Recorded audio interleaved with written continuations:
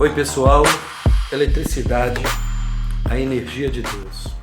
Hoje eu quero iniciar uma série que vai se estender por vários vídeos, falando da palavra de Deus e a ciência, fé e ciência, e demonstrando tudo aquilo que tem nos mistérios da palavra de Deus e tudo aquilo que serve para a nossa vida. E a eletricidade, a energia de Deus vai te surpreender, porque você vai descobrir coisas fantásticas que Deus tem preparado para mim e para você. Por exemplo, Gênesis 1, versículo 1 e 2. E criou Deus os céus e a terra era vazia e sem forma, e o Espírito de Deus pairava sobre a face das águas. Havia um abismo e havia trevas. E agora eu quero lhe perguntar, que águas são essas? Que abismo escuro de trevas são esses? Muitos mistérios na palavra de Deus que nós vamos procurar responder de uma forma fantástica com tudo aquilo que Ele deixou nessa terra.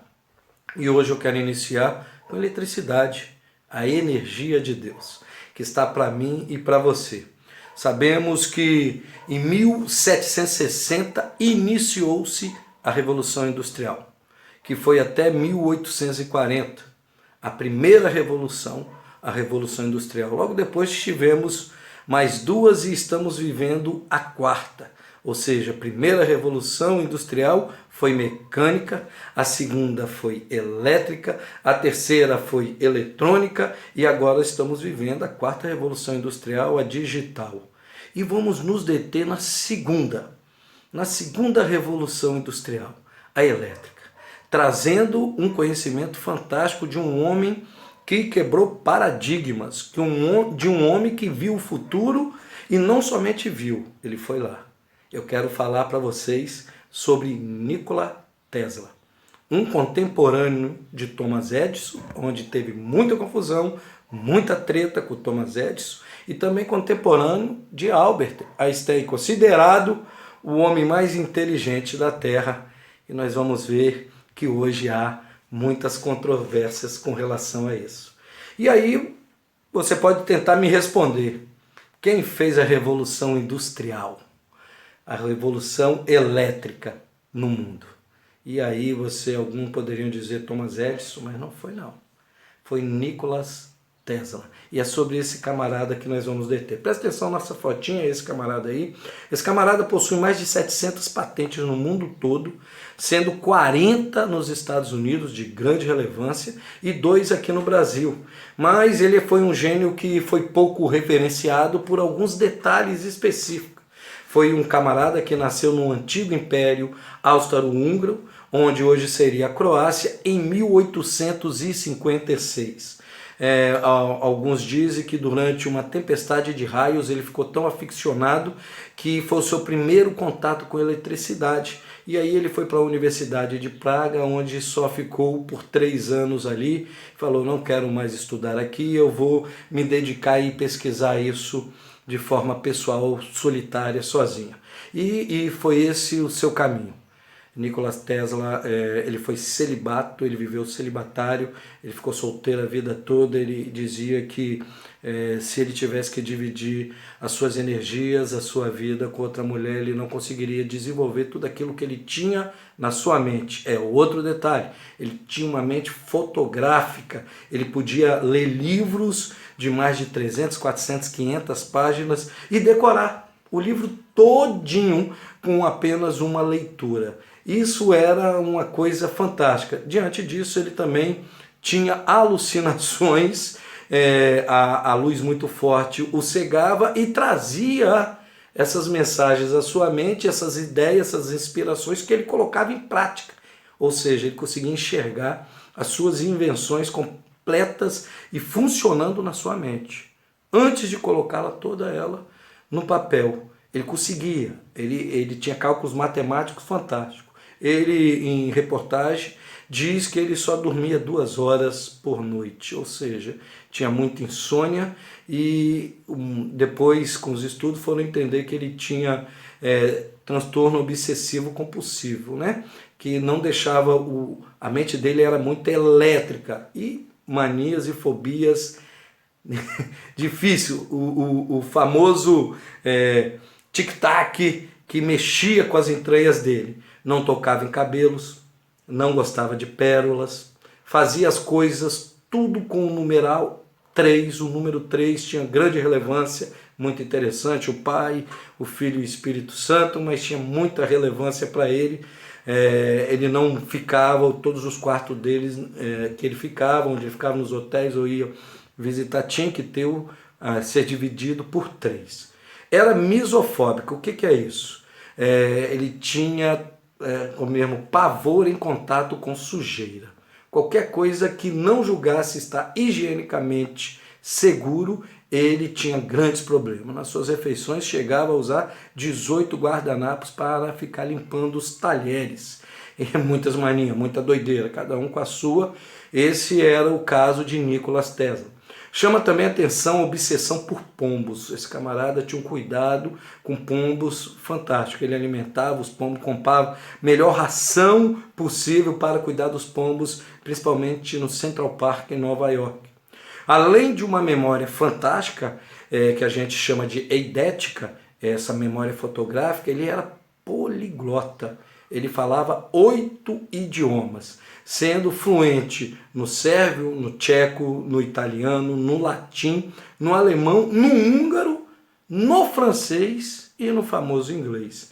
Falava de forma fantástica, mas eu quero me deter em pontos bem específicos da eletricidade de quem foi Nikola Tesla. Existe hoje aí, vocês vão ver, uma guerra chamada Guerra das Correntes. Que correntes são essas? São correntes elétricas. Tesla, ele em 1885 se ofereceu para reprojetar completamente as áreas de geradores elétricos de corrente contínua de Thomas Edison, na própria companhia de Thomas Edison, que era chamado Edison Companies. E Edison fez uma aposta com ele, disse: se você resolver o problema dos meus geradores de corrente contínua, eu vou te pagar $50 mil.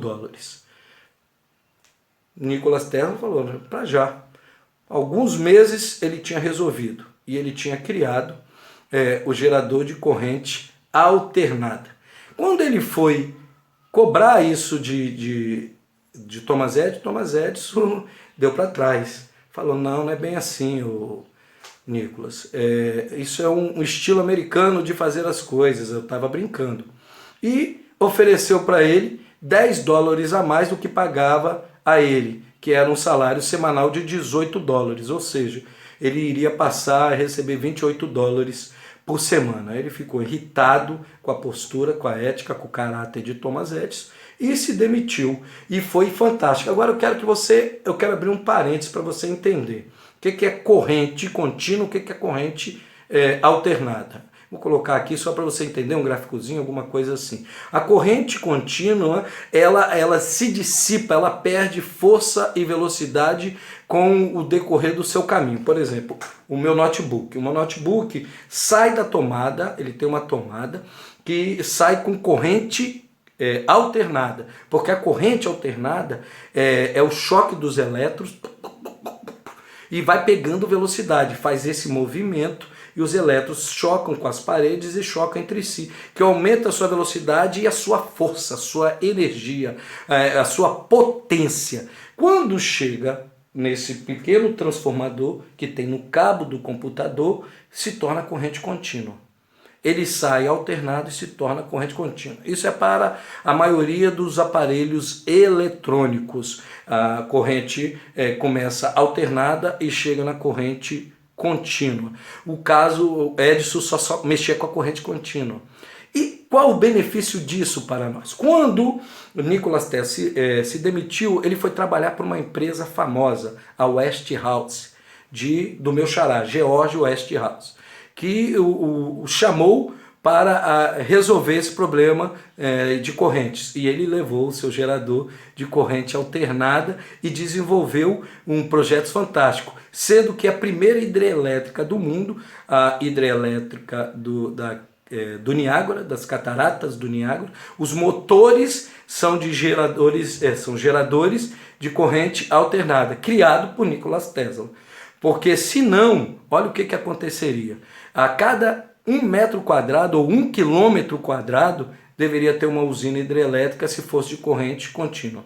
Então, o bem que Nikola Tesla fez para toda a humanidade foi gerar energia para os nossos lares, para as nossas casas, com a corrente alternada. E isso comprou uma briga grande com Thomas Edison, sendo que George Westinghouse pagou a ele $1 milhão pela patente e 2,50 por cada HP gerado pelos motores, pelos geradores dele para a população. Ele ganhou um bom dinheiro, mas isso não era o que mais preocupava a Nikola Tesla. Ele era humanitário, ele queria desenvolver todo um trabalho para a sociedade.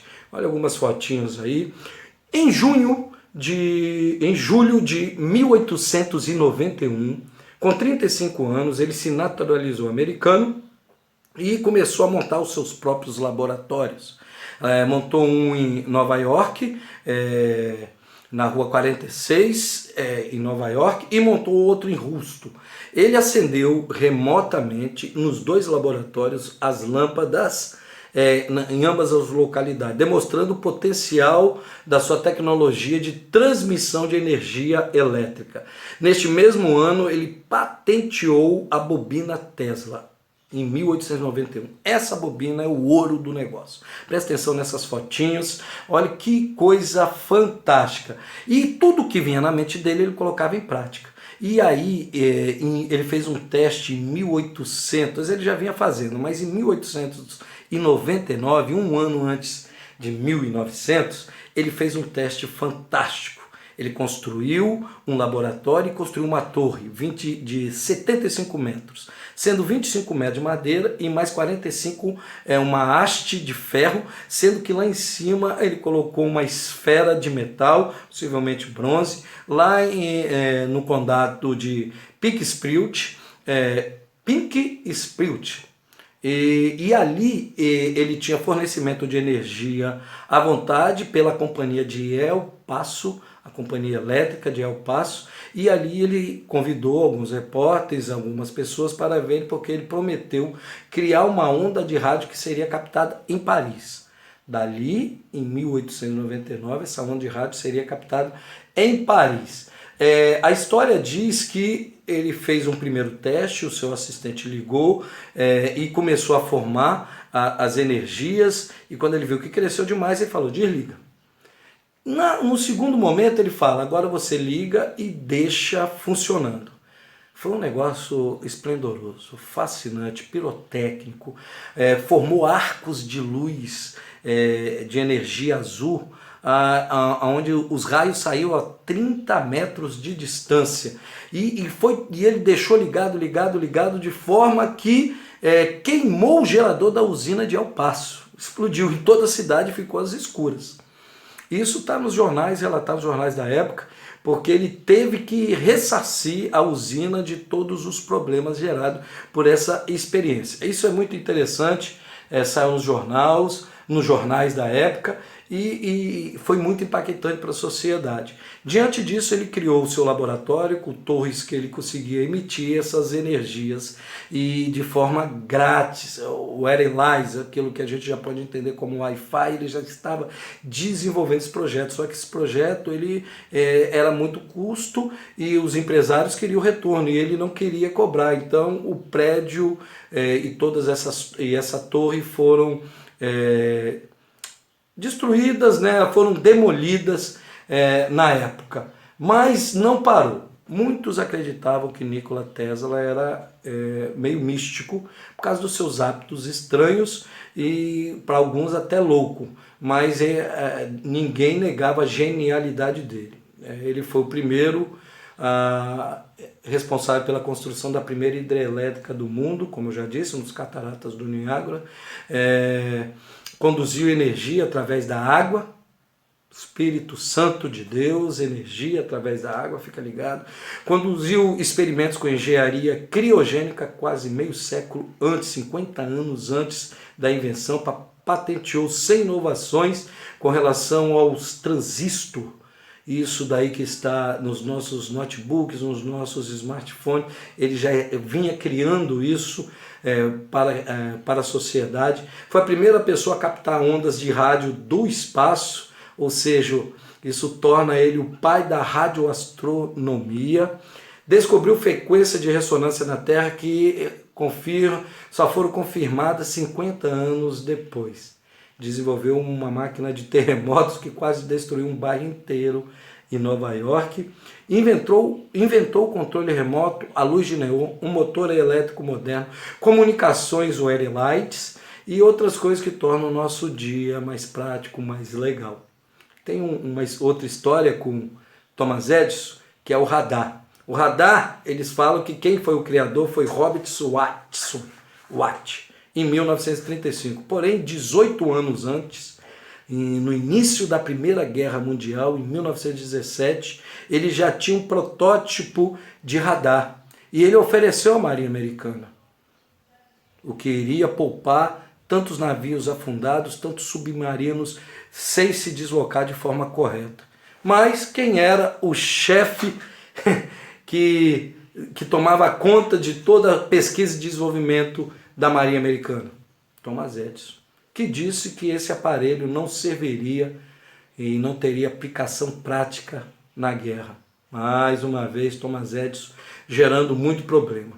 Mas o ponto que eu quero chegar, e é o ponto crucial, é a viagem no tempo. Pois ele tinha uma obsessão pela viagem no tempo e ele acreditava fervorosamente que grandes cargas de energia eletromagnética pudessem deformar o espaço-tempo e abrisse um portal, uma porta dimensional para outra dimensão, para outro espaço e tempo.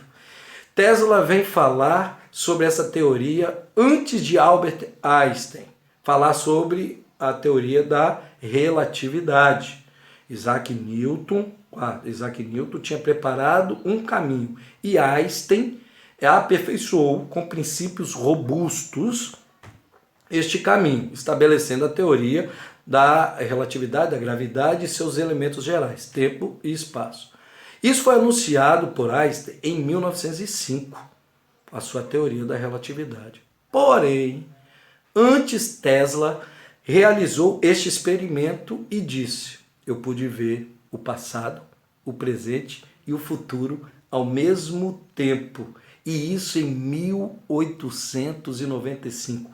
10 anos, uma década antes, ele viu o passado, o presente e o futuro. Isso aconteceu durante um experimento, uma experiência que ele colocou em prática aquilo que vinha na sua cabeça. Ele dizia que poderia deformar o espaço-tempo e que era com uma grande liberação de descarga elétrica, ou seja, campos eletromagnéticos altamente descarregados abririam um portal dimensional com relação às energias radiodifusoras, energias elétricas através da atmosfera. Isso é muito interessante.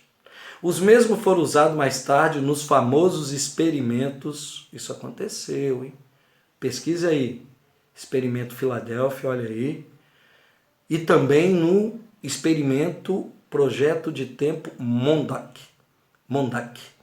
São projetos militares de grandes segredos guardados pela CIA, pelos Estados Unidos e também pela Rússia. Presta atenção nisso. Olha que coisa interessante. Portanto, Tesla fez algumas importantes descobertas de natureza com relação à natureza viagem do tempo. O fato mais notório de todos é que Tesla criou uma espécie de portal. Presta atenção, Tesla não era maluco, ele era excêntrico, mas muito inteligente, aficionado por descoberta e principalmente pela viagem no tempo. Ele criou uma máquina específica para viajar. E com seu conhecimento de eletricidade, de física, magnetismo, gravidade, entre outros, entendeu que o espaço-tempo poderia ser deformado, criando esse portal dimensional, que poderia levar outras pessoas a outros tempos, a outras épocas. Ele descobriu em sua experiência também o real perigo destas viagens no tempo. ele experimentou na pele. Em uma de suas viagens, ou suas primeiras experiências dimensional, está registrado em 1895, como eu falei, ele encontrou em um café um jornalista, chamado Herold, que começou a fazer perguntas porque viu ele muito atordoado, muito atribulado, muito desconectado com a situação, e escreveu em 13 de março de 1895, na revista Colin, essa entrevista. E ele chega e começa a falar: eu estou vivo aqui por um milagre, porque passou entre o meu corpo pouca coisa de energia. 3,5 milhões de volts passaram por dentro de mim e me deixaram não sendo uma companhia muito agradável no dia de hoje. O fato é que eu não morri porque meu assistente desligou o interruptor. Os raios saíram pelo ar, pegaram-me pelo ombro e me levaram de forma a acontecer alguns fatos muito diferentes. Por alguns segundos eu vi coisas fantásticas e quando parecia que eu ia desfalecer, morrer, a energia foi desligada. Esses segundos me deslocaram de um tempo para o outro e eu consegui ver o passado, o presente e o futuro por alguns instantes. O repórter fica paralisado com essa informação e ele continua a falar mais algumas coisas. Ele anota tudo, essa reportagem existe, ela é real, e só que todas as anotações de Nikola Tesla foram suprimidas pelo FBI. Né? As documentações foram confiscadas pelo FBI na sua morte, porém a revista Colin relata algumas coisas das narrativas de alguns segundos daquilo que ele vivenciou. Ele chegou a escrever um dia que seria possível transmitir sinais telefônicos, documentos, arquivos musicais, vídeos em todo mundo, como eu estou fazendo, usando uma tecnologia sem fio, chamado tecnologia de bolsa, era o que ele falou, uma caixinha que serviria como tecnologia de bolsa, e isso por ondas que hoje nós conhecemos como Wi-Fi. Ele já conseguia, ele não tinha um nome, mas ele conseguia ver isso. A sua previsão se cumpriu em 1990. Ele também previu a existência de celulares, de smartphone. A coisa interessante que ele previu e deu esse relato nas entrevistas foi com relação à transmissão de imagens e músicas e até vídeos no mundo todo, como ele nomenclatou, como ele colocou esse nome, chamando de tecnologia de bolso. Portanto, ele estava prevendo os nossos famosos smartphones há mais de 100 anos antes de serem criados. Ele também ele viu algumas coisas fantásticas com relação a naves, aviões gigantescos voando sem combustível. Ou seja, hoje existem os carros elétricos, ele previu aviões elétricos. Agora presta atenção, olha essas duas imagens. Um avião elétrico sendo criado, já testado pela NASA, e aquilo que ele desenvolvia, aquilo que ele imaginava que seria, como seriam essas aeronaves, como seriam esses voos, como isso aconteceria. Ele também previu uma coisa muito interessante, o apoderamento das mulheres. Na mesma revista ele vai dizer, e ele escreve um editorial falando: quando a mulher é chefe, baseado naquilo que o cientista viu já com 68 anos de vida. A previsão dele é muito interessante, tendo em vista que ele vivia numa época onde a mulher não tinha poder nenhum, força nenhuma, e ela era difícil até, ela nem votava, ela não tinha direito a voto. Mas ele previu as mulheres usariam a tecnologia sem fio para obter melhor educação, emprego, se tornarem um sexo dominante, e hoje nós entendemos que isso é um empoderamento. Ele viu o empoderamento das mulheres. Hoje, de fato, as mulheres ocupam grande parcela nas áreas de tecnologia, sendo diretoras de grandes empresas hoje tecnológicas nos Estados Unidos, na Europa e no Oriente, né? Nos países orientais. Também ele previu que essas mulheres, que esse movimento seria um movimento feminista global através dessas caixinhas sem fio, onde as mulheres usariam essa tecnologia contra o assédio sexual. E nós vemos hoje várias campanhas com relação a isso. Qual foi o legado? O que nós podemos entender disto? Quem foi Nikola Tesla? Certa vez, ele era contemporâneo de Albert Einstein, perguntaram a Albert Einstein como ele se sentia por ser considerado o homem mais inteligente vivo na Terra. A resposta de Albert Einstein foi: eu não sei, você vai ter que perguntar a Nikola Tesla. Ou seja, ele era muito reconhecido pela academia, por homens de grande conhecimento, que ele era um homem fantástico. Como eu já disse, ele preferiu a castidade, ele não teve contato com mulheres. Os seus últimos dias ele passava noites sozinhos em seu laboratório, alucinado, pobre, considerado por muitos louco, sozinho em um quarto de hotel em Nova York, pagando o preço por ser humanitário durante toda a sua vida, por tentar levar tudo de graça às pessoas. Ele vai chegar aos seus fins de dias em 7 de janeiro de 1943, ainda na Segunda Guerra Mundial, na sua suíte de número, presta atenção, 3327 do hotel de New York. Acabando assim a vida do maior gênio, daquele que fez a revolução da elétrica e que viajou no tempo, vivendo na pobreza e conversando com pombos imaginários, tomando leite e comendo bolacha.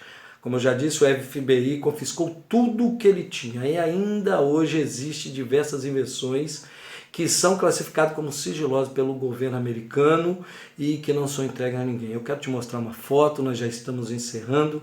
Presta atenção nessa foto, olha para isso. Esse é o César. Esse negócio é muito interessante, é o maior acelerador de partículas do mundo que já entrou em funcionamento. Estão brincando com coisa séria.